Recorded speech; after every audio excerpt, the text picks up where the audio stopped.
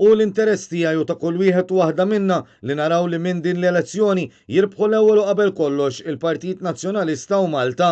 Kliem il-kandidata l-elezzjoni ta' kap tal-Partit Nazzjonalista Bernard Grech waqt l-intervista mill-editor in chief ta' The Malta Independent Neil Camilleri fuq Net FM u tenna li wara li jgħaddi dan il-proċess għandna naraw li nimxu l-qudiem biex il-Partit Nazzjonalista jerġa' jsir oppożizzjoni kostruttiva u gvern alternattiv.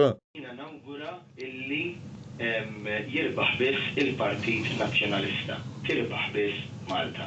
Din mhix kwistjoni fuq li nirbaħ jien jew jirbaħ Adrian, imma jiena x-xewqa tiegħi u x-xogħol tiegħi u l-interess tiegħi huwa li jirbaħ verament il-Partit Nazzjonalista u tirbaħ Malta. Bernard Grech qal li jekk ikun elett kap tal-Partit Nazzjonalista jara li l-partit jiddiskuti internament suġġetti sensittivi fid-dawl tal-ħtieġa tal-liġi favur il-vulnerabbli. Minnaħa l-oħra għandna gvern li qed ikompli jħalli lil-lawċin inkwetati bil-mod kif qed jitratta l-Isptar Ġenerali ta' Għawdex.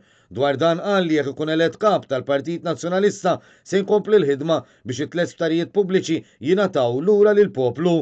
Dwar l-isfidi li qed jiffaċċja pajjiżna kawża tal-coronavirus, Bernard Grech ikkritika l-aġir tal-Prim Ministru Robert Abela li baqa' jgħid li għalih business as usual għalkemm il-mewġa għadha magħna sal-lum. Bl-istess mod il-gvern ta' Abela qed juri li m'għandu l-ebda strateġija, anzi għandu kaos sħiħ fis-settur edukattiv. Ħasra tenna Bernard Grech għax li kieku Robert Abela kien onest man-nies, il-poplu kienu ħossu aktar komdu jikkopera mal-awtoritajiet.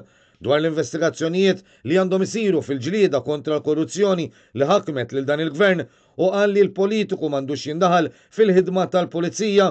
Minflok il-politiku għandu jara kif se jmexxi il-pajjiż u mhux iwaqqaf milli ssir ġustizzja.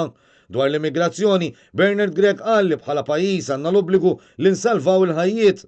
Madankollu bħala pajjiż għandna bżonn ikollna strateġija influenti fil-fora Ewropej. U dwar il-proċess ta' due diligence, parti minn dan il-proċess elettorali u fakkar kif il-kwistjoni tal-ħlas ta' taxxi ilha li ġiet solvuta.